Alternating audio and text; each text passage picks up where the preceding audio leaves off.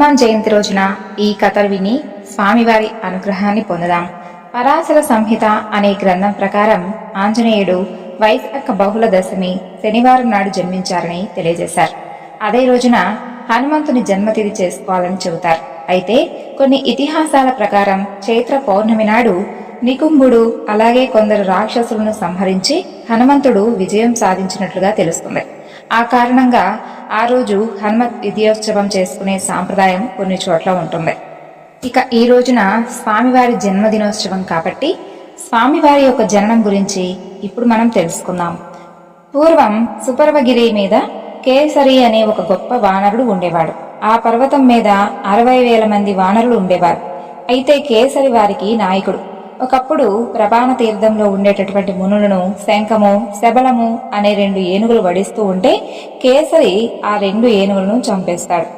ఆ విధంగా అతనికి కేసరి అనే పేరు వచ్చింది. కేసరి మహాబలవంతుడు భాగ్యవంతుడు అయి ఉండి కూడా బ్రహ్మచర్యం అవలంబించి మహాఘోరమైనటువంటి తపస్సు చేసి అంతులేనటువంటి శక్తులను సంపాదించాడు.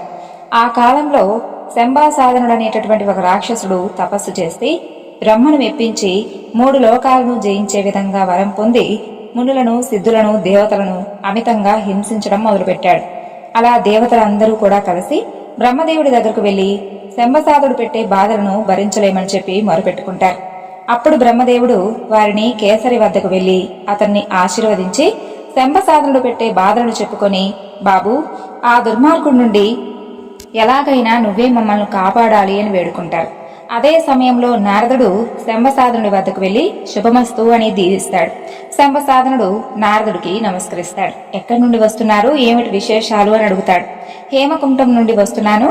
అక్కడ ఇంద్రుడితో సహా మొదలైనటువంటి దేవతలందరూ కూడా చేరి నిన్ను చంపమంటూ ఒక వానరుణ్ణి ప్రార్థిస్తూ ఉన్నారు. ఈ మాట నీతో చెప్పి వెళ్దామని చెప్పి వచ్చానంటాడు నారదుడు. ఆ మాట వినగానే శంభసాధనుడు ఆద్యం పోసినటువంటి అగ్నిలాగా మండిపడి, ఓహో, పోనీలే పాపం అని చెప్పి వదిలేస్తే ప్రాణాలతో విడిచిపెడితే ఇదా దేవతలు చేస్తున్న ఆలోచన? నన్ను ఒక కోతి చేత ఏ విధంగా చంపిస్తారో నేను కూడా చూస్తాను. ఇంతకాలం చచ్చినట్లు పడి ఉన్నటువంటి వాళ్ళు నన్నే చంపడానికి చూస్తారా? నా భుజబలం ఏమిటో ఆ దేవతలందరికీ కూడా చూపిస్తానంటాడు. ఆ రాక్షసుడు ప్రళయకాల రుద్రుల్లాగా చేతిలో ఒక పెద్ద కత్తి పట్టుకొని ఆ కేసరి ఉన్న ప్రదేశానికి అతి వేగంగా వచ్చి అక్కడ నిల్చుంటాడు. అతని పెడ్డబొబ్బులు విని కేసరి వద్ద ఉన్న దేవతలకు గుండెలు అవిసిపోతాయి. వాళ్ళు కొండ గుహల్లోనూ కేసరి చాటున దాక్కునే ప్రయత్నాలు చేస్తారు. ఎక్కడికి పోతారు, మిమ్మల్ని అందరినీ ఒక్క దెబ్బతో చంపేస్తానంటూ ఆ శంభసాధనుడు దేవతలు తరుముతూ ఉంటే కేసరి అతనికి అడ్డంగా వెళ్ళి, ఒరే దుర్మార్గుడా, నా చేత నువ్వు చావడానికే వచ్చావు, నాతో యుద్ధం చెయ్యనంటాడు. చిచి, కోతితో యుద్ధం చేయటమా? నాతో యుద్ధం చేయడానికి పరమేశ్వరుడే భయపడతాడు. ఒక్క క్షణంలో నీ సంగతి ఏమిటో తేల్చేస్తానంటూ ఆ శంభసాధనుడు తన యొక్క కత్తిని ఎదుతాడు. అంతలో కేసరి ఒక పెద్ద రాయెత్తి ఆ రాక్షసుడు రొమ్ము అదిరే విధంగా కొడతాడు. ఇక రాక్షసుడు దెబ్బకు నేలకూరి చనిపోతాడు. ఆ తరువాత దేవతలందరూ కూడా జయ జయధ్వానాలు చేస్తూ ఉంటారు. ఇక దేవతల కష్టాలు తీరిపోతాయి. దేవతలు కేసరితో, ఇంకా ఈ విధంగా ఎంతకాలం బ్రహ్మచారిగా ఉంటావు చెప్పు, పెళ్లి చేసుకుని గృహస్థు వైపో అంటూ కేసరిని హెచ్చరించి వెళ్ళిపోతారు. ఇక కేసరి కూడా తనకు అనుకూలంగా ఉండే కన్య కోసం చూడటం మొదలు పెడతాడు. బ్రహ్మదేవుడు సర్వాంగ సౌందర్యం కలిగినటువంటి అహల్య అనే కన్యను సృష్టించి గౌతముడనే మునికి భార్యగా ఇచ్చాడు. కొంతకాలానికి వారిద్దరికి అంజన అనే ఒక కూతురు పుడుతుంది. అంజన పూర్వజన్మలో ఒక విద్యాధరుడి కూతురు. ఆమె గొప్ప గాయకురాలు. అందువలన ఆమెకు సుకంఠి అనే పేరు వచ్చింది. ఆమె ఒకనాడు తన చెలికత్తెలతో కలిసి హిమాలయానికి వెళుతుంది. అక్కడ ఒక సరోవరంలో జలకాలాడి ఒక చెట్టు కింద ఉండగా అగ్నిహేత్రుడు ఆమెకు కనిపిస్తాడు. అతన్ని చూసి సుకంఠి నవ్వుతుంది. అగ్నికి కోపం వచ్చి వచ్చే జన్మలో వానరుణ్ణి కనమంటూ శపిస్తాడు. తరువాత కుంజరుడు అనేటటువంటి ఒక వానరుడు సంతానం కావాలంటూ పరమేశ్వరుని గురించి తపస్సు చేస్తూ ఉంటాడు. పరమేశ్వరుడు కుంజరుడికి ప్రత్యక్షమై, నాయనా, నీకు కొడుకులు పుట్టే యోగం లేదు, కానీ నీకొక కూతురైతే దొరుకుతుంది. ఆ చక్కని పిల్ల నా అంశాన లోకోత్తరుడైనటువంటి కొడుకును కంటుంది. తరువాత నీ వంశం ఉద్ధరిస్తారు ఆ యొక్క కొడుకు అని చెబుతాడు. తరువాత కుంజరుడు తనకు కూతురు ఎప్పుడు దొరుకుతుందా అంటూ ఎదురు చూస్తూ ఉంటాడు. అలా ఒకనాడు గౌతముడు అంజనను అతని వద్దకు తెచ్చి, ఇదిగో ఈ పిల్లను పెంచుకో అంటూ ఇచ్చి వెళ్ళిపోతాడు. పరమేశ్వరుడు పరమేశ్వరుడిచ్చినటువంటి ఆ వరం ఈ విధంగా ఫలించిందని చెప్పి కుంజరుడి సంతోషానికి అంతే లేదు. అలా అంజన త్వరలోనే తన అసలు తల్లిదండ్రులను కూడా మర్చిపోయి కుంజరుణ్ణి తన తండ్రిగాను అతని భార్య అయినటువంటి విద్యావల్లిని తల్లిగాను చూస్తూ ఉంటుంది. క్రమంగా ఆమెకు యుక్త వయసు వస్తుంది. కుంజరుడు ఆమెకు వివాహం చేసేటటువంటి ఆలోచనలలో పడతాడు. ఈ లోపల కేసరి అంజన అందం గురించి పాట గురించి విని ఆమెను చూడటానికి బయలుదేరొచ్చి ఆమె వనవిహారం చేస్తూ ఉండగా చూస్తాడు. ఆమె బంగారు శరీరం అందము చూసి కేసరికి అమితమైనటువంటి ఆశ్చర్యం వేస్తుంది.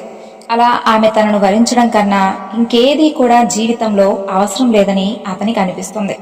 అంజనకు కూడా కేసరి పైన మోహం పుట్టుకొస్తుంది. కానీ ఆమె మాత్రం ఆ విషయాన్ని తన చెలికత్తలకు తెలియకుండా వనవిహారం కట్టిపెట్టి ఇంటికి వచ్చేస్తుంది. కేసరి మర్నాడు తన ఆప్తులతో అంజన తనకు నచ్చిందని చెప్పి ఆమెను తాను పెళ్లాడే మార్గం ఏమిటని అడుగుతాడు. అప్పుడు కుంజరుడు మనకు బంధువే, అలాగే మనకు తగినటువంటి యోగ్యుడే, అతను చాలా మంచివాడు, అతన్ని పిల్లనివ్వమంటూ మంచిగా అడిగి చూద్దాం, పిల్లను ఇయ్యనంటే బలప్రయోగం చేద్దామని చెబుతారు వారి బంధువులు. ఇక అందుకు సరేనని చెబుతాడు కేసరి కూడా. ఆ విధంగా కేసరి పంపినటువంటి పెళ్లి పెద్దలు కుంజరుడి వద్దకు వచ్చి కేసరి ఉద్దేశం గురించి తెలియజేస్తారు. కేసరి అంతటి వాడు తన కల్లుడు అవుతున్నందుకు సంతోషించి కుంజరుడు అంజనను అతనికి శాస్త్రోక్తంగా ఇచ్చి పెళ్లి చేస్తాడు. అయితే చాలా కాలం వరకు అంజనకు సంతానం కలగలేదు. సంతానం కోసం అంజనా కేసరి ఎన్నో నోములు వ్రతాలు చేస్తారు. కానీ ఫలితం లేకపోతుంది. చివరకు అంజన పిల్లల కోసం వాయుదేవునికి తపస్సు చేయాలని నిర్ణయించుకుంటుంది. కేసరి కూడా అందుకు సమ్మతించి పుంజికా స్థలం అనే ఒక చోట తపస్సు చేయమని చెబుతాడు. అలాగే అంజన వాయుదేవుణ్ణి ధ్యానిస్తూ తపస్సును ప్రారంభిస్తుంది. చివరకు వాయుదేవుడు కరుణించి తను చాలా కాలంగా మోస్తున్నటువంటి పరమేశ్వరుని యొక్క తేజస్సును ఒక పండు రూపంలో తెచ్చి అంజన ముందు పెట్టి వెళ్ళిపోతాడు. అంజన ఆ పండును తిని గర్భవతి అవుతుంది. ఆమెలో గర్భచిహ్నాలు నానాటికి ఎక్కువ అవుతూ ఉండడం చూసి ఆమె ఆశ్చర్యపడి ఆందోళన చెందుతుంది. ఒంటరిగా తపస్సు చేసుకునే స్త్రీకి ఈ విధంగా గర్భం ఎలా కలుగుతుంది? ఈ సంగతి తెలిస్తే నలుగురు ఏమనుకుంటారు? ఆమెకేం చేయాలో ఏమాత్రం తోచలేదు. అంతలో ఆకాశం నుండి అశరీరవాణి ఇలా పలుకుతుంది, అమ్మాయి విచారించనవసరం లేదు. ఒకప్పుడు పరమేశ్వరుడు వానరు రూపంలో ఉండి తన తేజస్సును వాయుదేవుడికిచ్చాడు. వాయుదేవుడు దాన్ని నీకు పండు రూపంలో తెచ్చిచ్చాడు. దాన్ని నువ్వు తినడం వలన సాక్షాత్తు ఆ పరమేశ్వరుడే నీ గర్భంలో పెరుగుతున్నాడు. నీకు గర్భం కలగడానికి వాయువు సహాయపడ్డాడు. కాబట్టి ఆ కుర్రవాడు వాయునుతుడుగా ప్రఖ్యాతి పొందుతాడు. 3 లోకాలలోనూ అంతులేనటువంటి కీర్తిని సంపాదిస్తాడు. అశరీరవాణి అలా చెప్పిన తరువాత వాయుదేవుడు అంజన ఎదుట ప్రత్యక్షమై అశరీరవాణి చెప్పలేనంత యథార్థం, అలాగే విచారించనవసరం కూడా లేదు, నువ్వు వెళ్ళి నీ భర్తతో ఇలా జరిగిందని చెప్పు అంటూ అదృశ్యమవుతాడు. అంజన కేసరి వద్దకు తిరిగి వచ్చి అతనితో జరిగిందంతా కూడా చెబుతుంది. కేసరి కూడా అందుకు సంతోషిస్తాడు. 1 సంవత్సరం గడిచిన తరువాత అంజన ఒక పిల్లవాణ్ణి కంటుంది. వెంటనే దేవదుందుబలు మ్రోగుతాయి. పుష్పవర్షం కురుస్తుంది. ఆ కుర్రవాణ్ణి చూసి అపరిమితమైనటువంటి ఆనందం పొంది పండగ చేసుకుంటారు. పిల్లవాడికి ఆకలి తీరడం కోసం పళ్ళు తీసుకురావాలని చెప్పి అంజన తన బిడ్డను తమ యొక్క పర్ణశాలలో చిగురుటాకుల పక్క మీద పడుకోబెట్టి అడవికి వెళుతుంది. కానీ ఆ పిల్లవాడు ఏం చేస్తాడంటే బాగా ఆకలి మీద ఉంటాడు.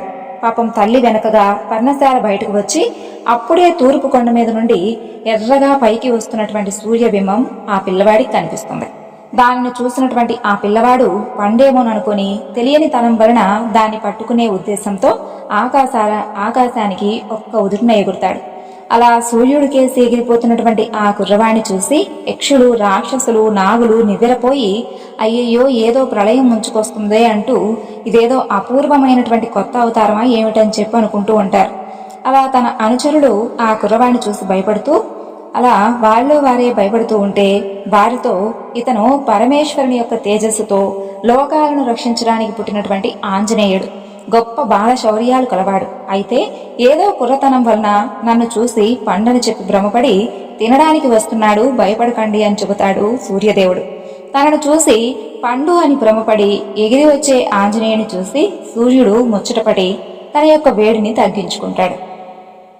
అంతలో ఆంజనేయుడు వచ్చి సూర్యుని పట్టుకుని నోట్లో పెట్టుకుని కాస్త వేడిగా అనిపించి మళ్ళీ బయటకు తెచ్చి చేత్తో కొట్టి తిట్టి గొడవ పడుతూ ఉంటాడు. ఆ రోజు అమావాస్య, రాహు సూర్యుని పట్టుకునే రోజు. అందువలన సూర్యుని మింగడానికి రాహు అదే సమయంలో అక్కడికి వస్తాడు. రాహువును చూసి ఆంజనేయుడు పెద్దగా పెడబొబ్బు పెడతాడు.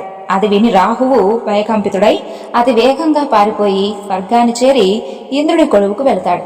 ఇంద్ర సభలో విద్యాధరులు ఇంద్రుడికి స్తోత్ర పాఠాలు చదువుతూ ఉంటారు. తుంబర నారదులు వీణలు వాయిస్తూ ఉంటారు. అప్సరసలు నాట్యం చేస్తూ ఉంటారు. ఇంద్రుడు చింతామణి పీఠం మీద వైభవంగా కూర్చుని ఉంటాడు. రాహు ఇంద్రుని చేరి, నీకేం, నువ్విక్కడ హాయిగా ఆటలతో పాటలతో కాలం గడుపుతూ ఉన్నావు, నేను మాత్రం ఇలా అయిపోయానో తెలుసా అంటాడు. అదేమిటి అంటాడు ఇంద్రుడు. ఇవాళ పర్వదినం కదా, సూర్యుని పట్టుకుందామని నేను వెళ్లేసరికి నాకు శత్రువుగా మరొక రాహు సూర్యుని పట్టేశాడు. సూర్యుణ్ణి చంద్రుణ్ణి పట్టడానికి ఇంకొక రాహు ఉంటే మరి నేను దేనికి అంటాడు రాహు.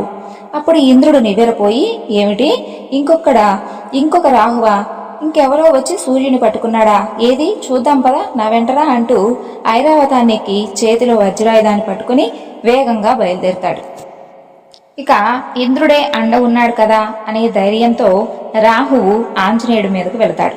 ఆంజనేయుడు రాహువును ఏకాదిగా చూసి పండనుకొని పట్టుకుపోతాడు. ఆంజనేయుడు ఆర్పాటం చూసి ఉగ్రనారసింహమూర్తిలాగా మీదకు రావడం చూసి రాహువు కంగారుగా ఇంద్రుడి దగ్గరకు పరిగెత్తుకుంటూ వెళ్లి, ఈ అబ్బాయి నన్ను చంపేస్తున్నాడు, రక్షించు అంటూ కేకలు పెడతాడు. భయపడనవసరం లేదంటూ ఇంద్రుడు తన ఏనుగును ముందుకు తోలుతాడు. అయితే అది పచ్చగా చూడటానికి నిగనిగలాడుతూ కనిపిస్తే తన మీదకు వస్తున్నటువంటి ఆ ఐరావతాన్ని చూసి ఆంజనేయుడు, ఈ పండు బాగా ఉంది, దీన్ని కూడా తిని ఆకలి తీర్చుకుంటాననుకుని దాని మీదకు వచ్చేసరికి ఐరావతం కూడా బెదురుతుంది. ఇంద్రుడికి కోపం వచ్చి ఆంజనేయుడి పైన వజ్రాయుధాన్ని ఇసురుతాడు. ఆ దెబ్బకు ఆంజనేయుడి దవడ విరిగిపోతుంది. అతను ఉదయాద్రి మీద పడిపోయి కదలకుండా ఉండిపోతాడు. అది చూసి వాయుదేవుడికి దుఃఖం ముంచుకొస్తుంది. అతనికి కోపం కూడా వచ్చి సంచరించడం మానేస్తాడు. ఆ లోపల అంజన పర్ణశాలకు తిరిగొచ్చి అక్కడ చూసేసరికి పక్క మీద ఉన్నటువంటి బిడ్డ కనిపించడు. ఆమె తన బిడ్డ కోసం రకరకాలుగా ఏడవడం మొదలు పెడుతుంది.